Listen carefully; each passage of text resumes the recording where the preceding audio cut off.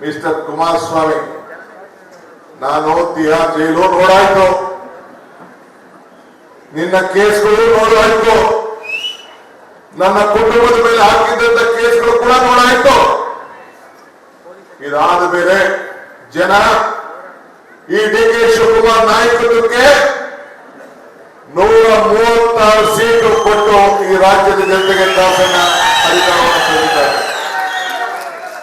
ನಿನ್ನ ನಾಯಕತ್ವಕ್ಕೆ ಕುಮಾರಣ್ಣ 19 ಸೀಟನ್ನ ಕೊಟ್ಟಿದ್ದಾರೆ. ಈಗ ನಿಮ್ಮ ನಾಯಕತ್ವಕ್ಕೆ 2 ಸೀಟನ್ನ ಕೊಟ್ಟಿದ್ದಾರೆ. 2 ಸೀಟನ್ನ ಕೊಟ್ಟಿದ್ದಾರೆ. ಪಾಪ ಬಿಜೆಪಿಯವರಿಗೆ ಶಕ್ತಿ ಸಾಲದು ಅನ್ನೋ ದೃಷ್ಟಿಯಿಂದ, ನಿಮಗೂ ಶಕ್ತಿ ಇಲ್ಲ ಅನ್ನೋ ದೃಷ್ಟಿಯಿಂದ ಇಬ್ರು ತಪ್ಪಾಡಿದ್ದೀರಿ, ತಪ್ಪು ಮಾಡ್ಕೊಂಡಿರಿ. 4 ದಿನದಿಂದ ಏನ್ ಹೇಳಿದ್ದಾವು? ಅವ ಯಾರೋ ಪಾಪ ಮಾಜಿ MLA ನನ್ನ ಮೇಲೆ ಏನ್ ಹೇಳಿದ್ರಿ? ಆ ಗಟ್ಟಿ CM ಪೆನ್ ಡ್ರೈವ್ ನ ಬಿಟ್ಟ ಅಂತ ಹೇಳ್ತಾ ಇದ್ರಿ. ಈ ಡಿ ಕೆ ಶಿವಕುಮಾರ್ ಅಂತ ನೀಚ ಅಲ್ಲ ಅಂತ ಈ ರಾಮನಗರದಲ್ಲ ರಾಜ್ಯದ ಜನತೆಗೆ ಗೊತ್ತಿದೆ. ಮತ್ತೆ ಏನ್ ಹೇಳಿದ್ರೆ, ಪ್ರೀತಮ್ ಗೌಡ ನನ್ನ ವೇದಿಕೆಯಲ್ಲಿದ್ದ, ಅದಕ್ಕೋಸ್ಕರ ನನ್ನ ಕುಟುಂಬನೇ ಹಾಳು ಮಾಡ್ದ, ಅದಕ್ಕೆ ನಾನು ಈ ಪಾದಯಾತ್ರೆಯಲ್ಲಿ ಪಾಲ್ಗೊಳ್ಳುವುದಿಲ್ಲ ಅಂತ ಹೇಳಿದ್ರಿ. ನಿಮ್ಮ ಮಗ ಮತ್ತು ನಮ್ಮ GD ದೇವೇಗೌಡರು ಅವರು ಕೂಡ ಇದೇ ವಿಚಾರವನ್ನು ಹೇಳಿದ್ರು.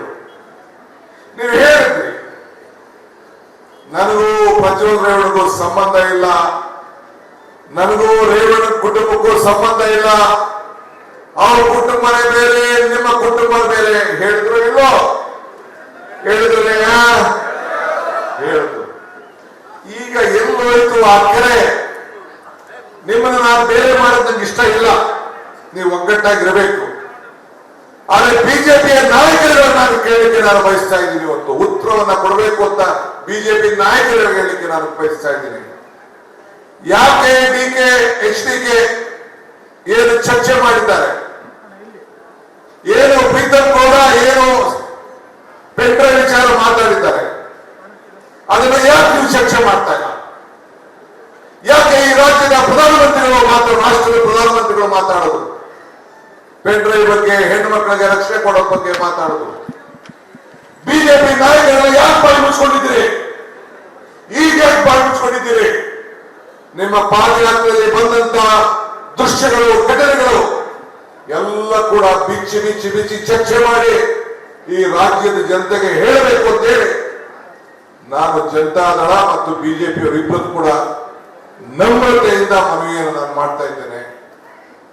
ಹೋರಾಟವನ್ನು ಮಾಡಬೇಕು ಅಂತಿದ್ದೀರಿ. ಈ ತಾಯಿ ಹೆಣ್ಣು ಮಕ್ಕಳ ಗೌರವ, ರಕ್ಷಣೆ, ಮಾನ ಮರ್ಯಾದೆ ಯಾವ ರೀತಿ ಅಂತೇಳಿ ಚರ್ಚೆ ಆಗಬೇಕು ಅಂತ ತಾವು ತಮ್ಮ ಮನಸ್ಸಿನಲ್ಲಿ ಅಳಕೊಂಡಿದ್ದೀರಲ್ಲ, ಬಿಜೆಪಿ ಎಲ್ಲ ಸ್ನೇಹಿತರು ಅದನ್ನ ಬಿಚ್ಚಿ ಚರ್ಚೆ ಮಾಡಬೇಕು ಅಂತೇಳಿ ಈ ಸಂದರ್ಭದಲ್ಲಿ ನಾನು ಒತ್ತಾಯ ಮಾಡಲಿಕ್ಕೆ ನಾನು ಬಯಸ್ತಾ ಇದ್ದೇನೆ. ಇಲ್ಲಿ ಒಂದು ಪ್ಲೇ ಕಾರ್ಡ್ ಇಟ್ಟಿದ್ದಾರೆ ಯಡಿಯೂರಪ್ಪನವರ ವಿಚಾರ. ನಿನ್ನೆ ನನಗೆ ನನ್ನ ಬಿಜೆಪಿ ಅಧ್ಯಕ್ಷ ಭ್ರಷ್ಟಾಚಾರದ ಪಿತಾಮಹ ಅಂತಿದ್ದಾರೆ ಮಿಸ್ಟರ್ ವಿಜೇಂದ್ರ, ನಿಮ್ಮ ತಂದೆ ಯಾಕೆ ರಾಜೀನಾಮೆ ಕೊಟ್ಟರು? ಏನ್ ತಪ್ಪು ಮಾಡಿದ್ರು? ಯಾಕೆ ಬಿಜೆಪಿಯವರು ರಾಜೀನಾಮೆ ಕೊಡಿಸಿದ್ರು? ಯಾಕೆ ವಿಧಾನಸೌಧದಿಂದ ಕಣ್ಣಲ್ಲಿ ನೀರಾಕಿ ರಾಜೀನಾಮೆ ತೆಗೆದುಕೊಂಡವರು? ಇದನ್ನ ನೀವು ಹೇಳಬೇಕು. ಹಿಂದೆ ಯಡಿಯೂರಪ್ಪನವರು ರಾಜೀನಾಮೆ ಕೊಟ್ಟು ಜೈಲು ಹೋಗಿದ್ರಲ್ಲ, ಏನು ಇದೇ ಗವರ್ನರ್ ಸ್ಯಾಂಕ್ಷನ್ ಮಾಡಿದ್ರಲ್ಲ, ಯಾಕೆ ಸ್ಯಾಂಕ್ಷನ್ ಮಾಡಿದ್ರು?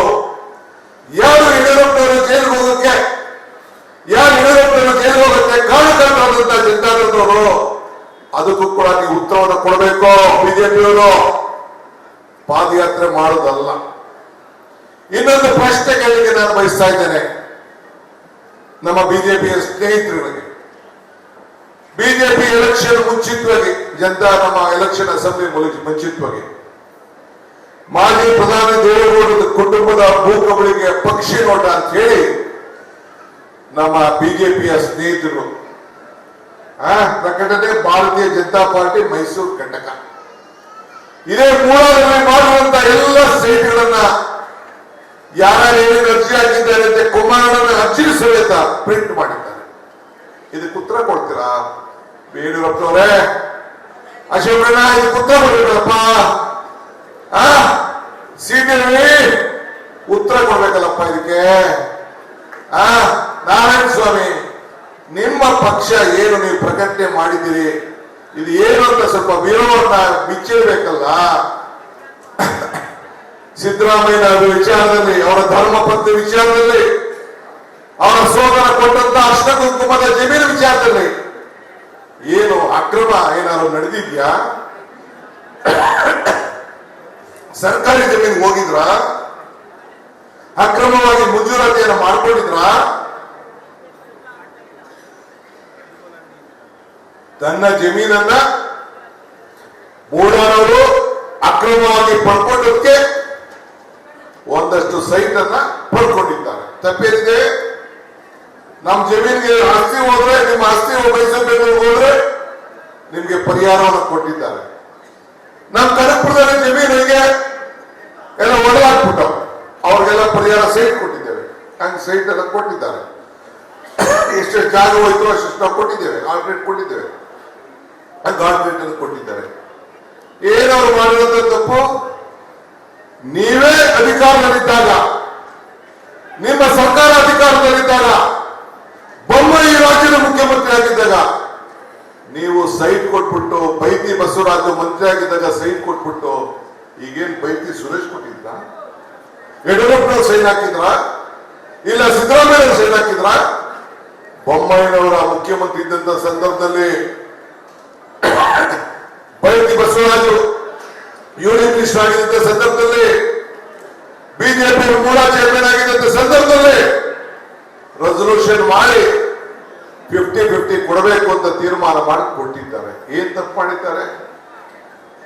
ಅದಕ್ಕೆ ನಮ್ಮ ಮುಂಚಿತವಾಗಿ ನಿಮ್ಮ ಹಗರಣದ ಬಗ್ಗೆ, ನೀವು ತೆಗೆದುಕೊಂಡಿರೋ ಬಗ್ಗೆ, ನಿಮ್ಮ ಭೂ ಕಬಳಿಕೆ ಬಗ್ಗೆ ಪಕ್ಷಿ ನೋಟ ಅಂತೇಳಿ ಬಿಜೆಪಿ ಅವರು ಏನು ಇವತ್ತು ಪ್ರಶ್ನೆ ಕೇಳಿದ್ದಾರೆ. ಅದಕ್ಕೆ ಈ ಪಾದಯಾತ್ರಾ ಸಂದರ್ಭದಲ್ಲಿ ಉತ್ತರವನ್ನು ಕೊಡಬೇಕು.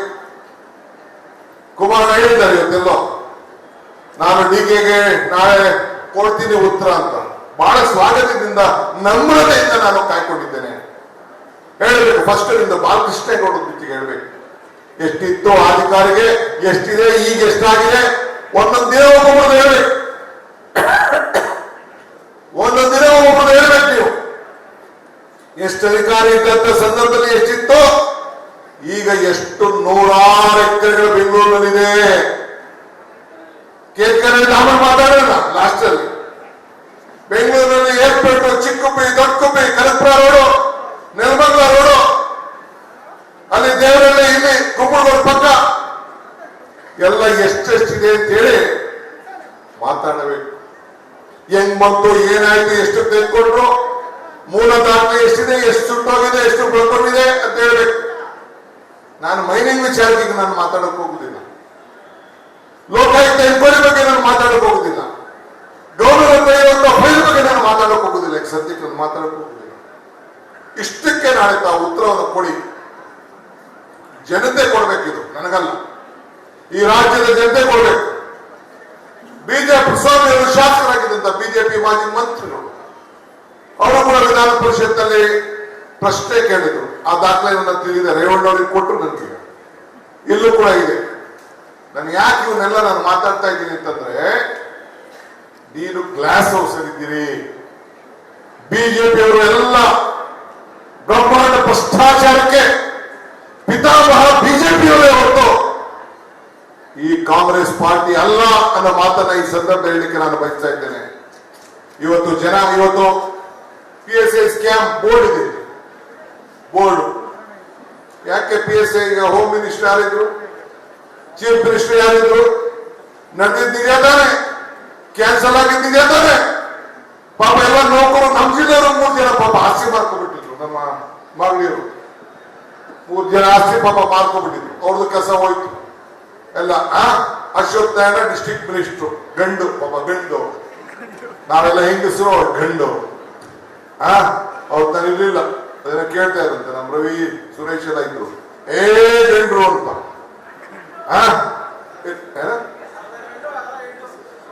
ಯಾರು ಗಂಡಸಿದ್ರೆ ಬಂದ್ರು ಅಂತ. ಇಲ್ಲಪ್ಪ ನಾವ್ ಹೆಂಗಸರು, ನೀವು ಗಂಡು, ನೀವು ಬಹಳ ದೊಡ್ಡ ಗಂಡು. ನಿನ್ನ PSI ಸ್ಕ್ಯಾಂಡಲ್ ಬಗ್ಗೆ ನಾನ್ ಕೇಳ್ತಾ ಇದ್ದೀನಿ, ಯಾಕೆ ಮಂತ್ರಿ ಇವತ್ತು ಮಂತ್ರಿ ರಾಜೀನಾಮೆ ಕೊಡ್ಬೇಕು ಅಂತ ಕೇಳ್ತಾ ಇದ್ದೀರಲ್ಲ ಮುಖ್ಯಮಂತ್ರಿಗಳಿಗೆ, ನೀ ಇದನ್ನ ಪ್ರೂವ್ ಆಯ್ತಲ್ಲ. ಎಲ್ಲ ಉದ್ಯೋಗ ಯುವಕರ ಬಗ್ಗೆ, ಈ ರಾಜ್ಯದ ಯುವಕರ ಬಗ್ಗೆ ಅನ್ಯಾಯ ಆಯ್ತು, ಕೋರ್ಟ್ ಗಟ್ಟಲೆ ಇವತ್ತು ಎಲ್ಲ ಅಧಿಕಾರಿಗಳೆಲ್ಲ ಜೈಲಲ್ಲಿದ್ದವಲ್ಲ, ನೀ ಯಾಕೆ ರಾಜೀನಾಮೆ ಕೊಡಲಿಲ್ಲಪ್ಪ? ನಿನ್ ಮೇಲೆ ಯಾಕೆ ಇನ್ನ ತನಿಖೆ ಬೇರೆ ನಡೀತಾ ಇದೆ, ಯಾಕೆ ಹೋಮ್ ಮಿನಿಸ್ಟರ್ ರಾಜೀನಾಮೆ ಕೊಡಲಿಲ್ಲ?